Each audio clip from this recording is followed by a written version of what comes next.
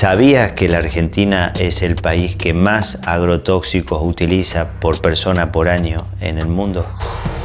Los agrotóxicos son venenos que se utilizan en la producción agrícola. Está demostrado que estos venenos perjudican la salud, los ecosistemas y la biodiversidad. Numerosos estudios demostraron la existencia de agrotóxicos en nuestros cuerpos. ¿Pero cómo llegan ahí? A través del aire, a través del agua, en los alimentos y en productos de uso diario. Por eso no solo afecta a las personas que viven en los lugares donde se aplican, sino también a quienes vivimos en las ciudades. Yo me hice el test y me dio detectable. Esto quiere decir que tengo glifosato en mi organismo, en mi cuerpo. Me detectaron glifosato y AMPA en mi orina. Tengo agrotóxicos en mi organismo. Mi familia padeció y padece las enfermedades. Tengo en mi organismo agrotóxicos. Mi marido y yo tenemos glifosato en el cuerpo. Desde hace años, diversas comunidades rurales y pueblos fumigados vienen denunciando muy activamente los daños que produce el avance de este modelo. Los agrotóxicos están en el aire que respiramos, en el agua que tomamos y en los alimentos que comemos. ¿Cómo no van a estar en nuestro cuerpo? Nuestro cuerpo es nuestro territorio. Y lo queremos libre. Libre. Libre. Libre. Libre de agrotóxicos. Otro modelo es posible. Agroecología ya. Basta de venenos. Basta de venenos.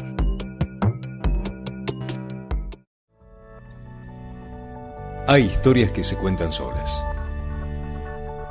Vivencias que son parte de nuestra memoria. Es el trabajo de mujeres y hombres que nos identifica desde hace más de 60 años. Porque estuvimos siempre ahí donde nos necesitaron.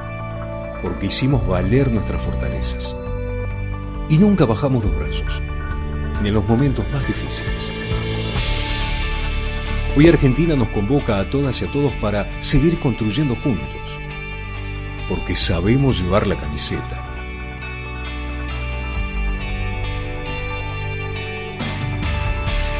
En cada laboratorio, en el territorio que conocemos, en el saber que generamos todos los días. Nuestra bandera son millones de compatriotas, de La Quiaca a Ushuaia, con quienes escribimos esta historia. Y lo seguiremos haciendo, porque contamos con lo más importante que puede tener toda buena historia: sus protagonistas. Son ustedes. Somos INTA. Es Argentina.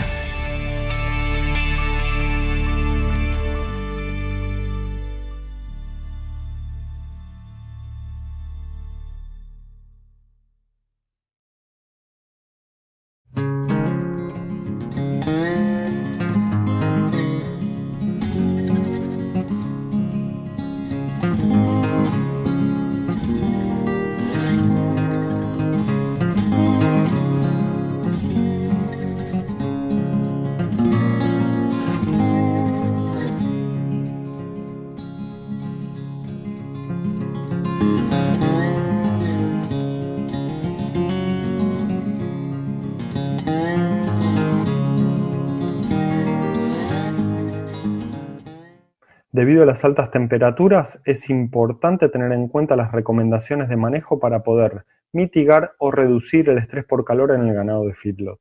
En este sentido, es relevante primero identificar cuáles son las alternativas propias de los bovinos para poder eliminar o disipar el calor incorporado en jornadas de altas temperaturas con la finalidad de mantener su temperatura corporal dentro de valores normales. Entre estas alternativas, sí que son dos. La primera de ellas es la de la transmisión de calor, ya sea por conducción, convección o radiación, entre el animal y su entorno, vía que se ve limitada en aquellas jornadas que la temperatura ambiente supera la temperatura corporal del animal. En estos casos, la segunda de las vías cobra mayor importancia, que esta vía es la de la evaporación, o más conocida como enfriamiento evaporativo, en donde el bovino, en menor medida a través de la transpiración, o en mayor medida a través de lo que es el jadeo, logra precisamente disipar el calor incorporado a lo largo de jornadas con estas características.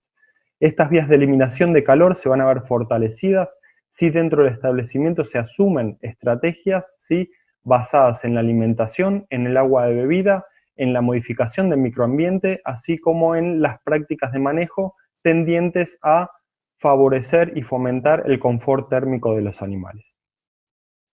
Soy Diego Perazo, actualmente estoy como presidente de la Asociación Argentina de Criadores de Merino, para todos aquellos que no me conocen. Este es la segunda charla dentro de un ciclo acordado entre el INTA y nuestra Asociación de Criadores de Merino. Voy a presentar a la disertante de hoy, quien es Clara Fariña, licenciada en Ciencias Ambientales y magíster en Recursos Naturales, egresada de la Facultad de Agronomía de la UBA. La charla de hoy considero que es muy interesante. Todo lo que sea manejo de pastizales en Patagonia creo que es muy importante. Quizá, bueno, sea por eso que tenemos un buen número de gente que hemos podido convocar hasta ahora, y estoy seguro que se van a sumar unos cuantos más. Todo lo que sea planificación de pastoreo dentro de una situación difícil como la que se está llevando en este momento en Patagonia, para los gente de Chile, supongo que también allá a lo mejor estarán sufriendo también los efectos de la sequía que estamos sufriendo de este lado, por lo menos, desde hace 3 años. Pero bueno, debido a eso considero muy importante un adecuado manejo de los recursos, y Clara es especialista en este tema, en planificación de pastoreos, cómo manejar los descansos, las distintas cargas, y bueno, lo de los otros yuyos nos explicarás vos, Clara. No sé por qué le han puesto ese nombre. Así que, bueno, queda en tus manos la charla de hoy, Clara. Un gustazo tenerte con nosotros. Perfecto, muchas gracias. Ahí trato de compartir. Así ya empezamos hablando con la presentación.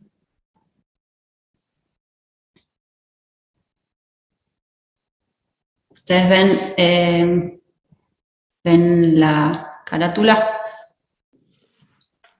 No, no estoy bien. Ahora sí. Sí, perfecto. Bárbaro. Bueno, ahora sí. Bueno, muchas gracias, Diego. Muchas gracias, Carlos, por la invitación. Gracias a todos los que se están conectando. La verdad que mucha convocatoria. Demasiada. Espero estar a la altura de las circunstancias. Bueno, sí, la charla se llama así, como decía Diego, planificando el pastoreo, de descansos, cargas y otros yuyos. Y la idea, bueno, sí, es mostrarles cierta información que venimos generando acá en el INTA Bariloche en pos de esto, ¿no? De ir calibrando el pastoreo para obtener el mejor beneficio tanto para el animal como para el pastizal. ¿Me escuchan bien? Sí, sale muy bien, Clara. Bien. Bueno, entonces, no, esperen, para que sepan más o menos, la charla dura unos 30 minutos y después tenemos un rato de, si tienen preguntas, no sé, Carlos, si quieren ir poniendo las preguntas en el chat, capaz sirve. O que una vez que vos termines, pidan, hacemos directamente la consulta con el Zoom, ¿no? Okay. Bárbaro. Bueno, empezamos con esta parte que creo que la sabemos todos, que es la producción, la última cadena, el último eslabón de la cadena productiva ganadera. Tenemos animales para producir productos, ya sea lana, pelo, carne, lo que sea. Y la eficiencia en esta flecha depende de un montón de herramientas que se saben, se continúa el desarrollo, digamos, pero hay un gran paquete de información en esta parte. Incluso, bueno, la charla anterior que ustedes hospedaron fue la de Nicolás Giovannini, que hablaron de mejoramiento genético. Pero hoy nos vamos a abocar al eslabón anterior en esta cadena, que es el animal arriba del pasto, el animal en pastoreo. Nuestros sistemas productivos se basan en el forraje que el pastizal natural nos dé, y entonces, bueno, el conocer el pastizal, el saber cómo funciona, su dinámica, su estructura, siempre nos va a ayudar a calibrar mejor el cómo estamos implementando los pastoreos para sacar el mayor rédito. ¿Qué es lo que nosotros le pedimos a un pastizal? Que nos dé la mayor cantidad de forraje posible, de la mayor calidad, en el momento que lo necesitan nuestros animales, y que eso sea sostenible en el tiempo, que el uso del forraje de este año no afecte el forraje disponible del año que viene.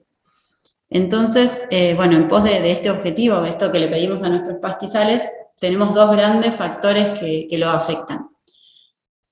Por un lado tenemos el clima que lo domina todo y que nosotros no podemos incidir en nada, como mucho, que no es poco tampoco, pero es adaptarnos a cómo viene en realidad el clima regional y el tiempo meteorológico de cada año.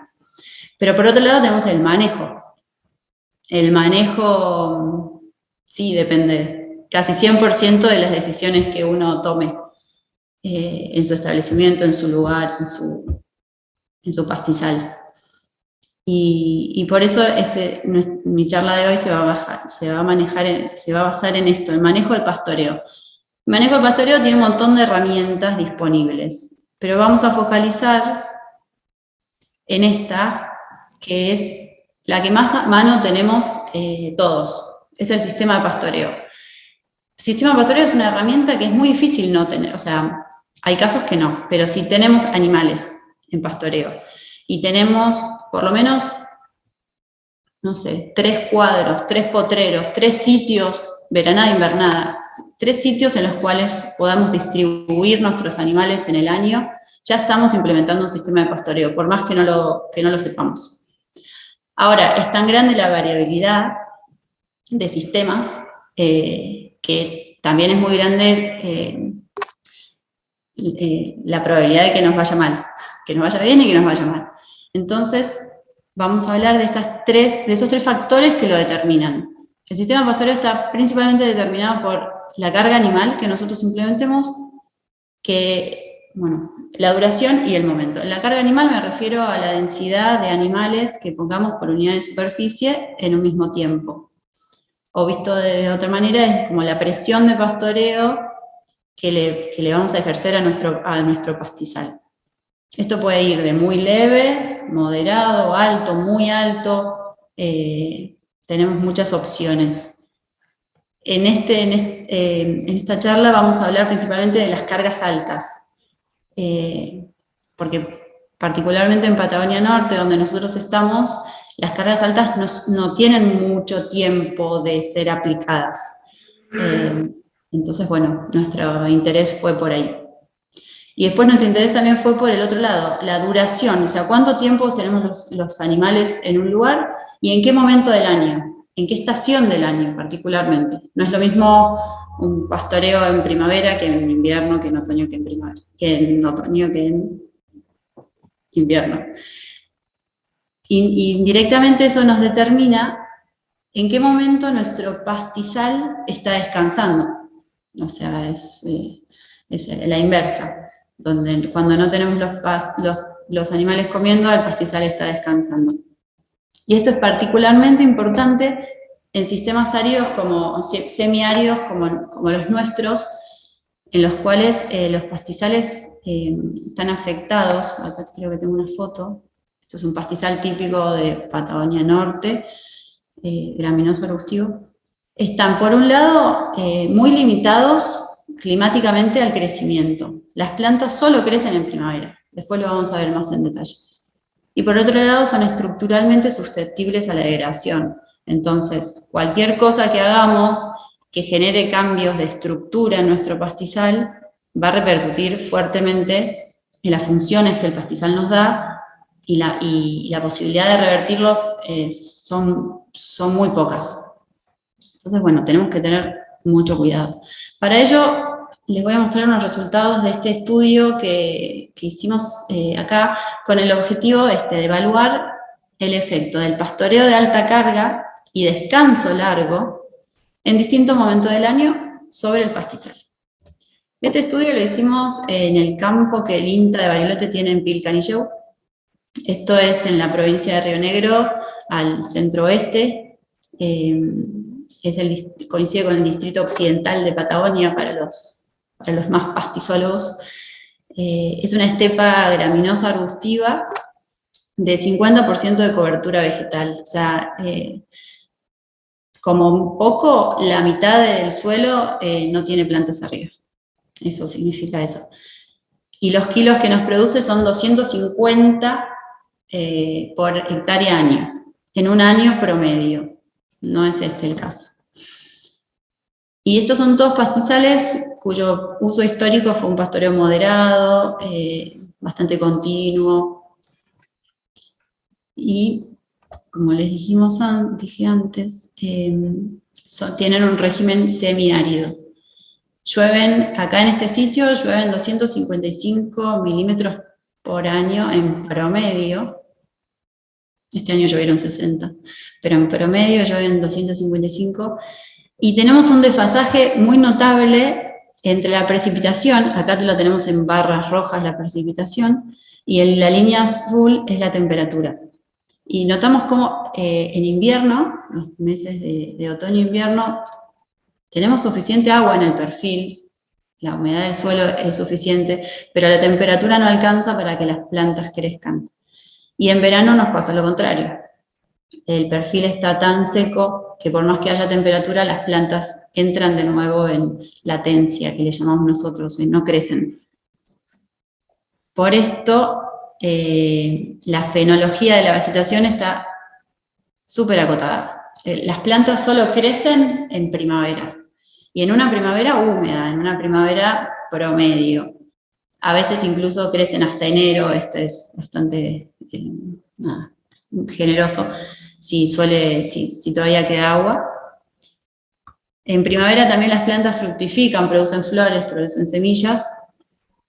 Después, en otoño, producen raíces, macollan las gramíneas, los pastos, y se produce el reclutamiento de nuevos individuos. O sea, las nuevas plantitas crecen en otoño nomás. El resto del año, nuestros pastizales semiáridos de Patagonia Norte están en latencia, no crecen. Entonces esto, pensando el pastoreo, es muy importante, porque si yo le quiero dar descanso a un pastizal, y estoy contento porque este pastizal, este cuadro, este potrero, descansó 8 meses, pero esos 8 meses coincidieron con la latencia del pastizal, ese pastizal no descansó en realidad.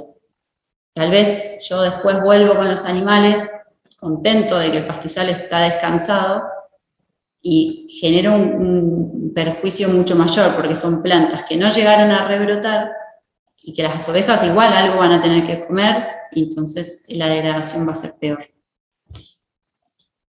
Pero eso después hablamos más. Nuestro pastizal, lo seguimos caracterizando, tiene en las gramíneas 2 especies más abundantes, y con diferente preferencia por el ovino. Por un lado tenemos el coirón poa, es la poa ligularis, que es muy forrajera, las ovejas es lo primero que comen en el pastizal. Y por otro lado tenemos el coirón duro, la papostipa especiosa, variedad especiosa, que es una forrajera de preferencia intermedia. Las ovejas solo la comen cuando escasea el forraje de mayor calidad. Esto acá les muestro una foto de ejemplo. Estas son dos plantas del mismo tamaño de las 2 especies, de una oveja a la cual uno no presiona para que modifique el coirón poa sin tocar el coirón duro. Cuando no tenga... Los tratamientos que aplicamos fueron estos. Aplicamos 3 pastoreos intensivos de alta carga. Volviendo a lo que les dije, el pastoreo de alta carga no está tan probado en nuestra zona.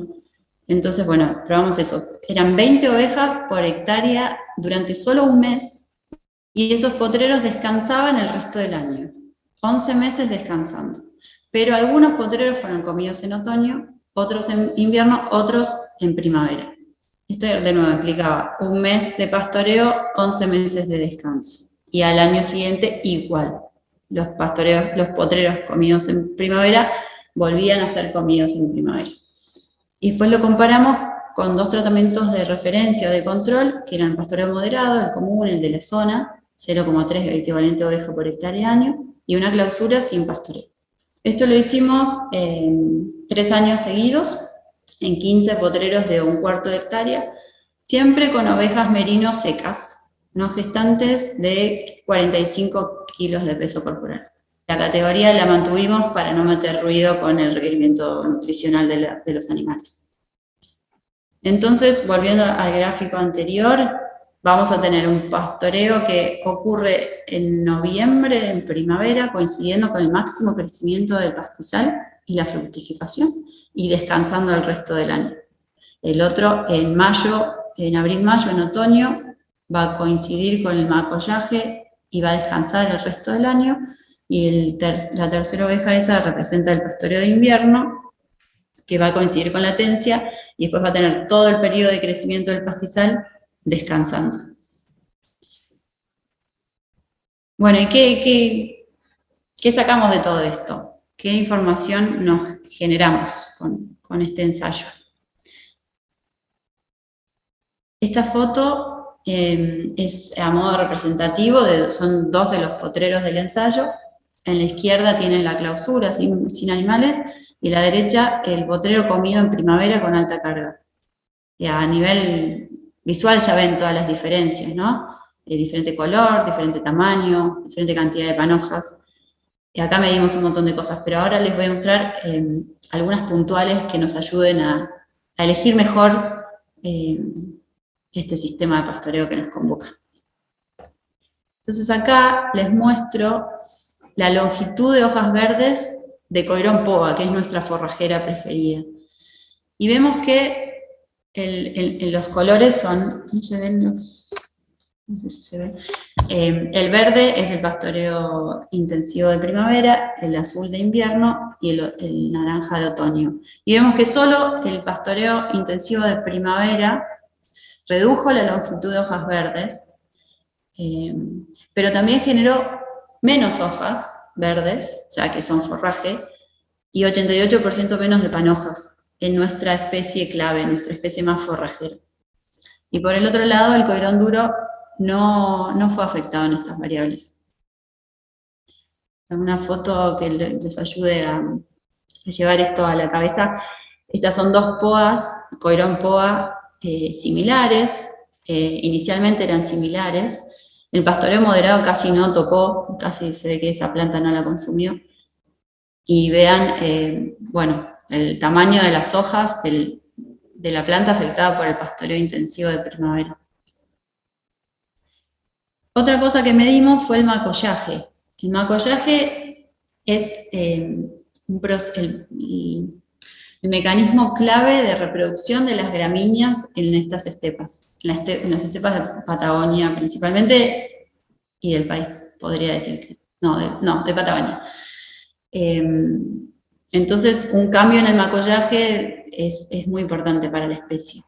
Y acá vemos cómo afectaron los tratamientos el número de macollos de coirón poa y de coirón duro en las barras. Vean, estoy viendo el gráfico de barras. El coirón poa no fue afectado por los tratamientos, el coirón duro sí. El pastoreo intensivo de primavera, de nuevo, le duplicó el macollaje. O sea, las plantas tenían el doble de macollos, y también le duplicó la cantidad de hojas verdes. Arriba a la derecha hay un gráfico de líneas, no vean los detalles. Abajo en el eje X es el tiempo, los meses, y está mostrando en el eje Y la cantidad de hojas verdes. Y la línea que va por arriba, que tiene todas A, que es verde, es el tratamiento intensivo de primavera. O sea, esas plantas duplicaron, tenían el doble de hojas que el resto de las plantas bajo otro tratamiento. Entonces, resumiendo esta parte, perdón, me olvidé de aclararles. Esto que les mostré son efectos del primer año nomás. Eso era clave que lo diga. Del primer año, o sea, luego de un pastoreo y un descanso nomás, pasó esto. El coirón poa tuvo hojas más cortas, menos hojas, menos panojas, y el coirón duro duplicó su follaje, duplicó su cantidad de hojas. Entonces, bueno, por esto podemos decir esto, que hubo efectos negativos sobre el coirón poa y efectos positivos sobre el coirón duro. Esto nos levanta una señal de alerta porque en caso de seguir con este manejo, el coirón duro, que es el de menor valor forrajero, estaría ganándole ventaja al coirón poa, y eso nos generaría no solo menor valor forrajero del pastizal, menos cantidad y menos calidad de forraje, sino que también estaríamos degradando estructuralmente el pastizal, ¿no? Y eso es casi irreversible. Otra cosa que sacamos de este primer año de ensayo fue el tiempo de recuperación que necesitaba nuestra especie clave para rebrotar. Este tiempo de recuperación es un dato súper importante a la hora de que nos sentemos a planificar el pastoreo. Porque de nuevo, como dije antes, dejar descansar 8 meses un cuadro, pero que no coincida con el periodo de crecimiento de las plantas, es casi inútil. Acá nosotros determinamos que las plantas necesitaron 2 meses de primavera para rebrotar, inevitablemente. Entonces, para eso tenemos este cuadrito. Los potreros pastoreados en otoño tuvieron que descansar 7 meses hasta llegar a esos 2 meses de primavera. Los potreros pastoreados en invierno tuvieron que descansar 3 meses nomás, porque estaban más cerca de la primavera. Y los potreros pastoreados en primavera tuvieron que descansar 14 meses. Pensemos, ¿no?, esto a nivel de manejo, cuán factible es que tengamos un cuadro, potrero, sitio cerrado al pastoreo 14 meses. Es un montón. Pero bueno, hay que tenerlo en cuenta. Y si nosotros queremos hacer un pastoreo intensivo en primavera, no vamos a poder evitar que quede cerrado tanto tiempo. Y a mediano plazo, ahora sí, vamos a mirar qué pasó después de los 3 años. 3 pastoreos y 3 años de descanso. ¿Qué sucedió en nuestro pastizal? En la foto de la izquierda tienen uno de los potreros bajo pastoreo moderado, y en la foto de la derecha uno bajo pastoreo intensivo, este era de primavera. También se nota la diferencia, ¿no? Pero más allá de los colores y de los tamaños de las plantas, fíjense, pongan ojo en el suelo desnudo, en esos manchones de suelo, fíjense cómo están muchos más conectados en el pastoreo intensivo. Si uno tiene que caminar sobre la imagen de la izquierda, va a tener que levantar las rodillas un poco más. En cambio, en el de la derecha no, tiene como más allanado el camino. Eso estructuralmente en este tipo de pastizales semiáridos es grave. Se produjo una fragmentación de los parches de vegetación y eso rompe con un montón de procesos ecosistémicos, de los cuales la producción de forraje es solo una. Así que, no, se vio eso, que el tamaño de los parches se redujo. Y otra cosa que se vio fue cómo cambió la cobertura de los pastos. Acá tenemos el coirón poa a la izquierda y el coirón duro a la derecha, cómo fueron afectados por los diferentes tratamientos. El coirón duro no fue afectado. Fíjense el coirón poa.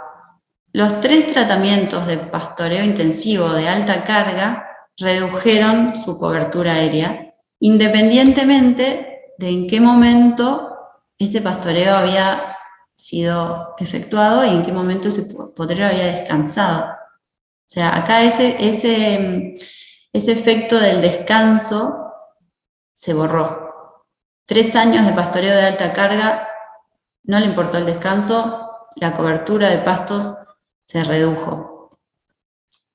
Y esto, bueno, acrecienta lo que vimos recién, es menos forraje en el pastizal y es una ventaja competitiva para el coirón duro, que nos va a bajar la calidad del potrero.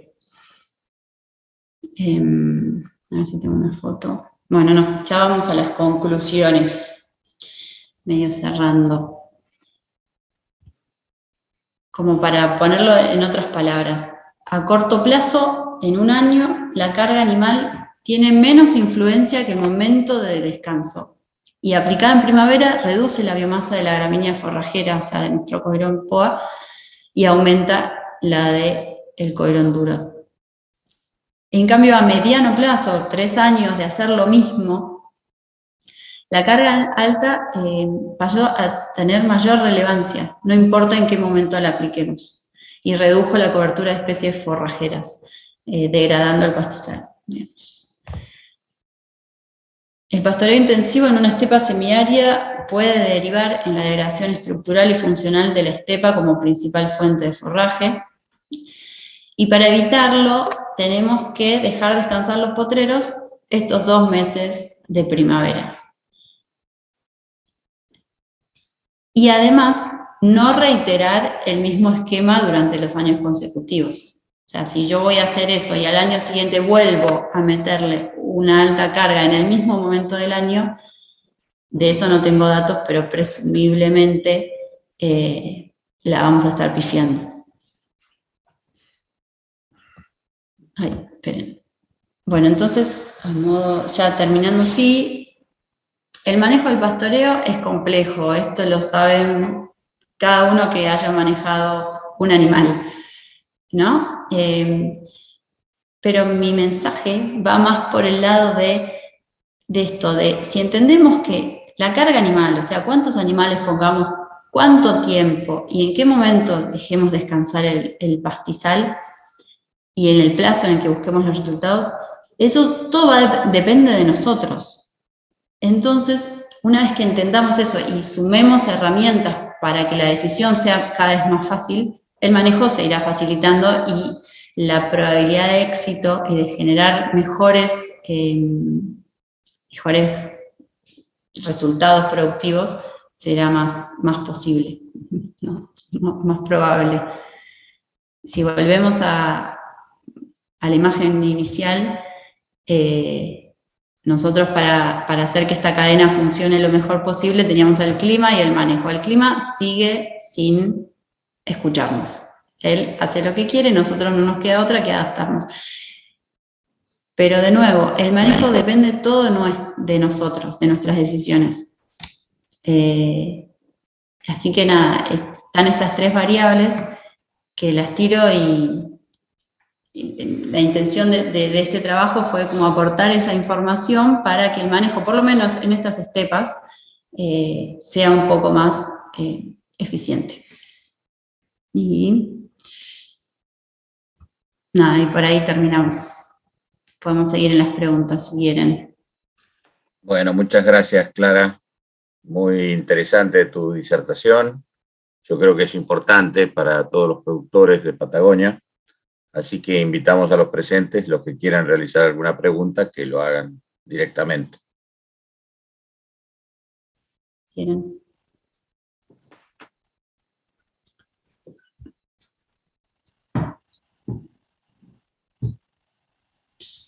Bueno, parece que no hay muchas dudas. Pocas preguntas. Hay una pregunta en el chat. Sí. De Alejandro, si probamos con melaza. No tengo experiencia en eso, no te podría ayudar, no te podría decir nada. En este ensayo seguro que no, era solo pastoreo y, bueno, con agua, intentando simular el sistema productivo más regional, más normal de la zona. Así que no metimos nada raro. Sí, no, para mejorar el consumo de coirón duro no tengo experiencia. con ovejas. Sé que algunos campos en la región lo usan para vacas, pero no, la verdad no te puedo dar más datos. Diego, ¿podemos hacer alguna consulta así directo o lo prefieres por el chat? Adelante, adelante. Clara, gracias, muy interesante porque te seguí con atención. Nosotros estamos iniciando en Campenaiki un trabajo similar a este, pero en praderas de más alta producción, por todo este tema, esta controversia o discusión técnica que se está armando con los sistemas de lo que hoy día llamamos ganadería regenerativa. Entonces yo te quiero preguntar si en realidad este ensayo parte con el objetivo de alguna manera dar respuesta a esas dudas que se nos están planteando hoy día a los técnicos de las instituciones de investigación, o si no tiene nada que ver con ello. Y si tiene que ver con ello, me parece que son resultados que sería ideal mantener las evaluaciones en el tiempo. Gracias, Raúl. Un gusto. Sí, claramente el origen de este ensayo surge por ahí, de la falta de datos como INTA para evaluar estos sistemas de pastoreo regenerativo que se le llama. Así que salió de ahí, sí, claramente. Siempre uno se queda corto, ¿no? Porque los ensayos siempre son ensayos. Pero creo que generamos bastante información para evaluar, por lo menos a nivel, acá en Patagonia Norte, algunas condiciones que no recomendaríamos nunca. Por ejemplo, los sistemas de alta carga repetidos en el tiempo, por ejemplo, no sé. Sí, es que me parece muy importante y te quiero invitar a que mantengamos el contacto. Y si algún día abre la frontera, creo que es una buena oportunidad de cooperación y de trabajo conjunto de nuestras instituciones, que por cierto mantenemos un convenio y siempre estamos con ganas de hacer cosas en conjunto, de aprender unos de otros y juntos en definitiva. Así que creo que sería importante y bueno, quizás un poco tomando nosotros más provecho de ustedes porque están más adelante. Nosotros acabamos de arrancar ahora esta temporada con este trabajo. Espectacular. Ya anoté tus datos. Bueno, acá creo que Rodrigo y Sebastián Apesteguía que estaban haciendo algunas preguntas a través del chat. Ahora, a ver, nos leí.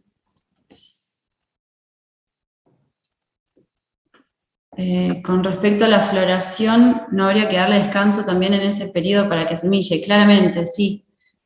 La no reiteración de los mismos pastoreos en el año también viene por eso.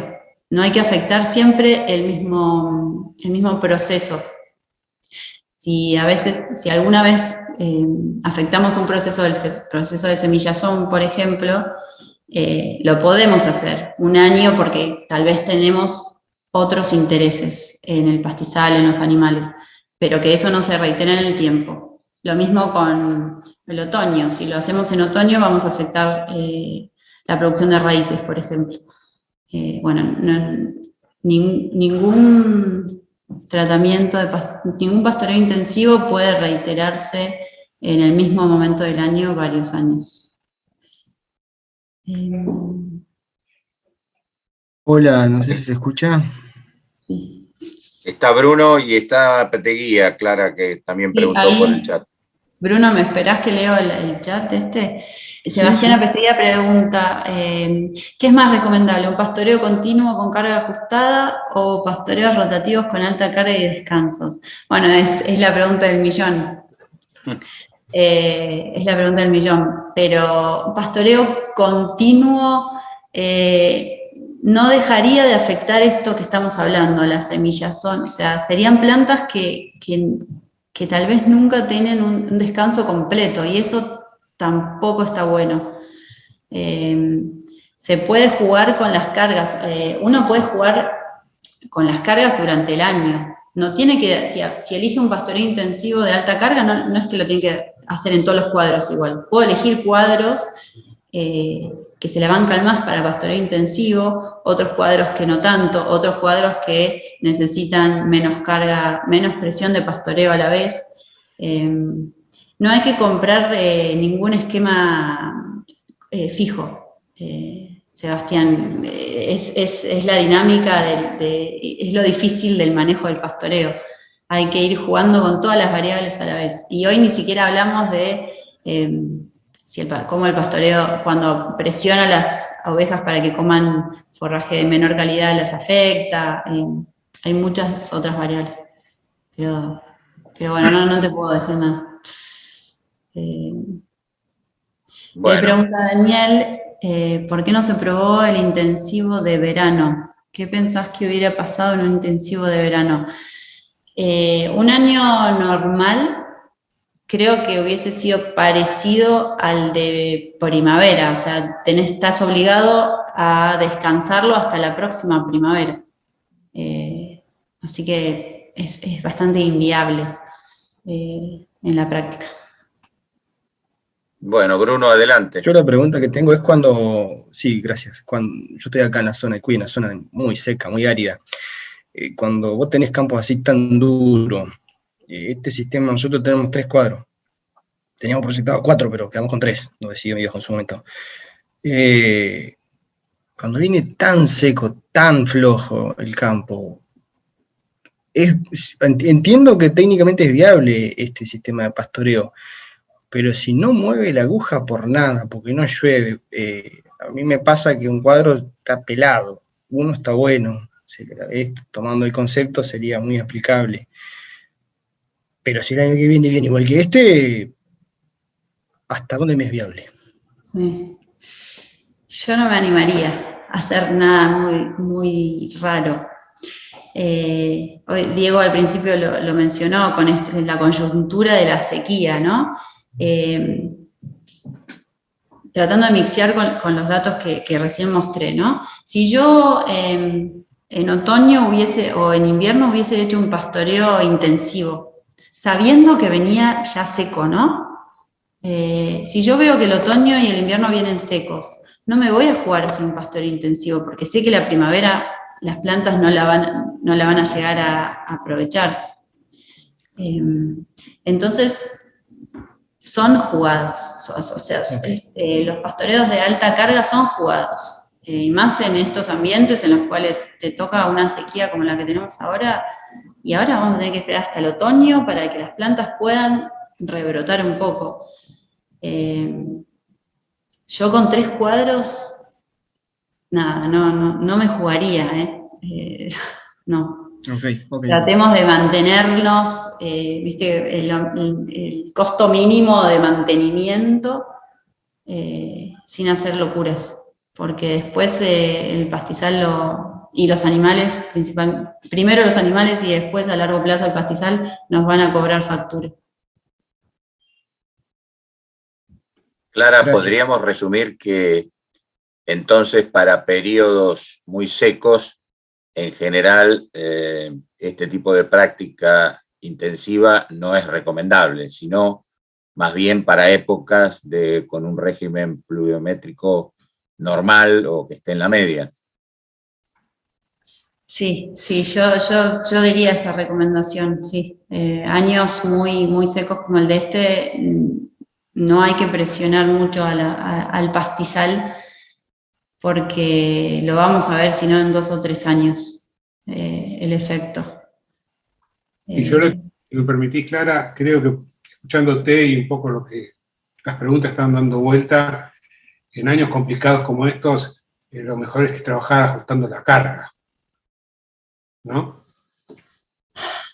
Sí, ajustar la carga en esta época es clave. O sea, no tengamos animales improductivos en el campo comiendo cosas sacándole forraje a los animales que sí van a producir algo. Eso es clave. El tema es que, bueno, nada, sabemos que al productor le cuesta mucho, o sea, sacar carga productiva del campo es descapitalizarse. Entonces, al recomendar eso, estamos jugando con un hilo ahí muy finito. no tienen que ser los dos extremos, o sea, podemos manejar un pastoreo rotativo si tenemos suficientes cuadros y suficiente agua, pero no jugarnos con la carga. O sea, yo iría por bajar la presión de pastoreo. No sé si me expliqué. Bajemos la presión de pastoreo lo más que podamos y saquemos animales improductivos del campo. Pero yo te soy sincera, dar una recomendación de ajuste de carga es invitarlo al productor a que se descapitalice y no lo van a hacer. O sea, yo lo entiendo, es difícil de aceptarlo. Entonces, si podemos bajar la presión de pastoreo, mejor. Sí, ajuste de carga, o sea, baja carga, sí, mejor. Sí, aparte vos en el inicio de tu charla tocaste un punto que es clave, ¿no? Que nosotros no podemos manejar el clima. Y de pronto un año puede arrancar con que parece que es bueno y tiene una sequía. Tenés ese efecto que es el clima sobre todo lo que nosotros hacemos, que es manejable, ¿no? Y tampoco puedes tener un planeamiento a largo plazo porque no sabes si este año puede ser bueno, el año que viene tenés una seca terrible también, ¿no? Sí, es el riesgo que se corre. Pero bueno, hay cuestiones básicas. A ver, yo creo que yo no recomendaría que ningún campo haga un pastoreo de alta carga en esta zona durante todo el año en todos los cuadros. Pero cada campo es particular y hacerlo, o sea, para mí el mensaje es, si lo vas a hacer, hacelo consciente de saber que te estás jugando y que si la primavera después te viene seca, vas a tener que dejar ese cuadro descansando un año más. Después cada uno conoce su campo, pero creo que como recomendación es, sabé que tiene que descansar 2 meses en primavera. Después, si faltan 4 años para que suceda una primavera normal, bueno, corres el riesgo. Hola, buenas tardes. Quiere decir que tenés que tener la suficiente cintura para ir acomodándote de acuerdo con los años también, ¿no? Sí, claramente, sí. Creo que la capacidad de adaptación nuestra al clima es lo que va a dominar cada vez más. Cada vez más. Entonces, no implementar recetas estrictas va a ser clave. Buenas Dante, ¿hay alguna pregunta de tu parte? Buenas tardes, mi nombre es Dante Ignacio, soy ingeniero agrónomo. Soy oriundo de la zona ahí de cerca ahí de la zona de Bruno Salles, yo soy de Sierra Colorada, en el campo de monte, digamos, en una situación similar al campo de Bruno. Y por ahí quería contar un poco la experiencia que tuvimos con mi viejo hace un par de años, hace unos cuantos años, 2013. Empezamos un año igual que empezamos a mover hacienda, teníamos manejo continuo. Y también con pocos cuadros pensábamos que no podíamos hacer nada. Empezamos a mover las ovejas y lo primero que vimos era, o sea, yo recién egresado a la facultad, imagínense, no había disponibilidad de pasto, yo le tenía que decir a mi viejo que sacara las ovejas del campo. Eso fue lo triste de ese momento. Empezamos a mover, así como venía el año. Empezamos en marzo, en otoño, venía muy malo, como este año venía, así venía. Empezamos a mover, en invierno no había nada de pasto, Bruno, nada de pasto. Empezamos a mover. En la primavera llegamos con las ovejas a la esquila, esto le puede pasar a cualquier productor de la zona. Llegamos con la oveja a la esquila, flaca, sí, llegamos en agosto flaca, pero se nos murió el 10% de las ovejas, de la majada. Y en la región se murió el 30%, con manejo continuo. Eso es lo único que puedo decir del pastoreo. Hay que animarse, con 2 cuadros, con 3 cuadros, con 5 cuadros, con lo que sea, pero una lluvia va a venir. En el monte siempre una lluvia viene. Vos fijate que en nuestra zona ahí va a llover en noviembre, va a llover en diciembre, en enero. Mejor si llueve en marzo y el pasto va a crecer. Va a vegetar, como dice Clara, va a vegetar en otoño seguramente. Si nosotros no tenemos ningún cuadro reservado, no la vamos a aprovechar a la lluvia. Si nosotros tenemos las ovejas en todos los cuadros, ahí no la vamos a aprovechar. Si nosotros tenemos un cuadro al menos descansando, ese cuadro va a recibir la lluvia y va a crecer. Y después fue impresionante. Después de que empezamos a mover, el campo explotó. Eso lo puedo decir con conocimiento de causa. No hice la evaluación de pastizal en el 2012, la tengo pendiente, no la quiero hacer porque me falta el tiempo, pero sí estaría bueno si lo pudieran venir a ver. Hoy tengo fotos y le puedo decir a mi hermano, acá no había pasto.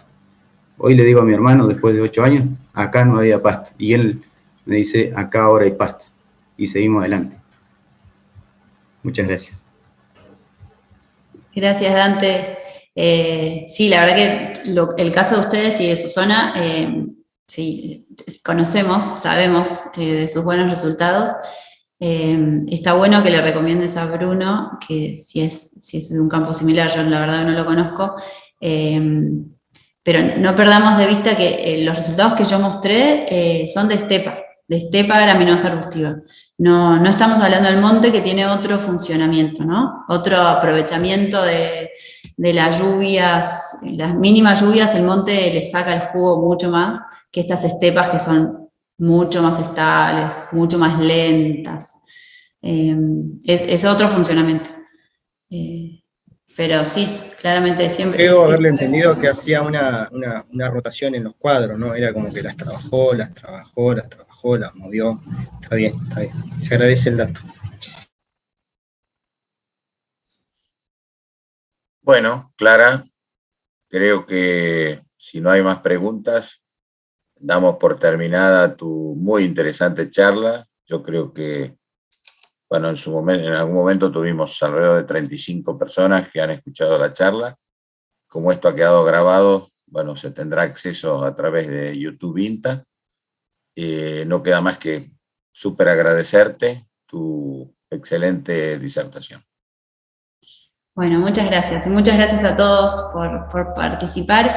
Mi nombre, bueno, ya saben, es Clara Fariña y cualquier cosa me googlean por INTA y me consultan, me mandan tus comentarios. Muchas gracias. Muchas gracias a vos. Te digo que de parte nuestra de la asociación, muy agradecidos. También sabemos que estás colaborando este año en el anuario nuestro. Así que es un tema terriblemente interesante y es muy bueno escuchar las distintas situaciones y las distintas cosas que han pasado en campos que pueden ser similares, como recién me explicaron, y muy, muy agradecidos por toda tu gentileza de brindarnos esta charla. Bueno, gracias. Buenas tardes a todos. Hasta la próxima charla. Ahí voy a... Gracias. Octava parada. Nos vamos acercando poco a poco al final, Hidro, pero no podemos terminar este tour sin pasar por La Plata, uno de los centros de producción hortícola del país y la región del tomate platense.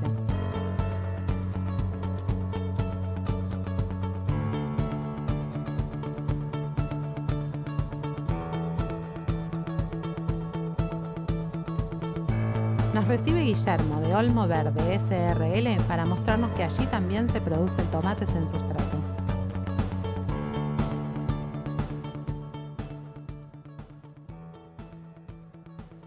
Ahora estamos en Olmo Verde, que es una empresa familiar de hace más o menos unos 50 años trabajando en cultivos a campo. Después empezaron a incursionar en la producción bajo cubierta. Y bueno, al transcurrir los años empezaron a incursionar en nuevas tecnologías, como es el cultivo en bolsas de fibra de coco. Y es una mezcla de un 50% de fibra fina y un 50% de fibra gruesa, para tener un buen drenaje, que no se acumule el agua. La nutrición es por el riego con los microtubos, todo riego por goteo. Estamos trabajando con fertilizantes líquidos, también ahí usamos menos bolsas, hay menos basura.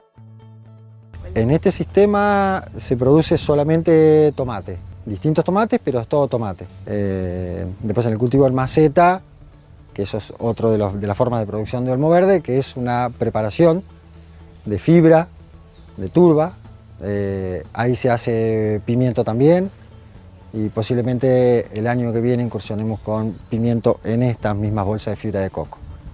Pero la mayoría de todos los cultivos son todos tomates, cherry, tomate cherry en racimo y tomates redondos. Bueno, los plantines se hacen en la plantinera de Olmo Verde, que comercializan plantines también. La mayor diferencia que tenés con este tipo de cultivo, de esta forma de cultivo y el suelo, es que estos suelos, ya te digo, son 30, 40 años de trabajo y empiezan a contaminarse. Aunque vos lo trates bien, lo trabajes de la mejor forma. Así que la principal ventaja es eso, la sanidad que conseguís con este tipo de bolsas de cultivo. Hasta ahora, este cultivo que estamos teniendo acá atrás, es la tercera plantada que tiene. Se hacen menos aplicaciones, hay menos enfermedades, entonces es como la planta, el potencial de la planta se expresa mucho mejor y da más rendimiento. Los costos no son mucho más altos en cuanto a la fertilización y los rendimientos son mucho más altos que un tomate a campo. La mayoría de la producción se comercializa en el mercado central, que Olmo Verde tiene un puesto, o si no van a Córdoba, a Bahía Blanca, a Rosario. Y el desafío siempre que tiene la empresa es obtener el mayor rendimiento con la mejor calidad. Y lo que tendríamos que empezar a hacer, que es otro de los objetivos, es incursionar en otros cultivos. Los resultados se están viendo, porque estamos teniendo mucho mejor resultado que en el cultivo directamente en el suelo.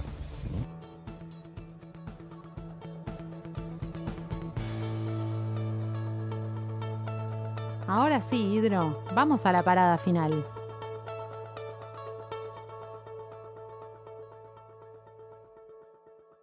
En periodos de altas temperaturas, principalmente en verano, es importante contemplar e incorporar dentro de la política de un establecimiento lo que es la previsión y planificación ante eventos de altas temperaturas efectivas. En este sentido, la utilización de índices térmicos, principalmente el ITH o índice de temperatura y humedad, es realmente útil, mediante el cual, con valores pronosticados de temperatura ambiente, así como de humedad relativa para la localidad en la cual se encuentra el establecimiento, es posible identificar distintas categorías de riesgo asociado a estrés por calor por bovino, información que es utilizada para planificar lo que es el manejo del ganado, evitando u optimizando precisamente cualquier evento que pueda llegar a generar un mayor nivel de estrés por calor en los bovinos.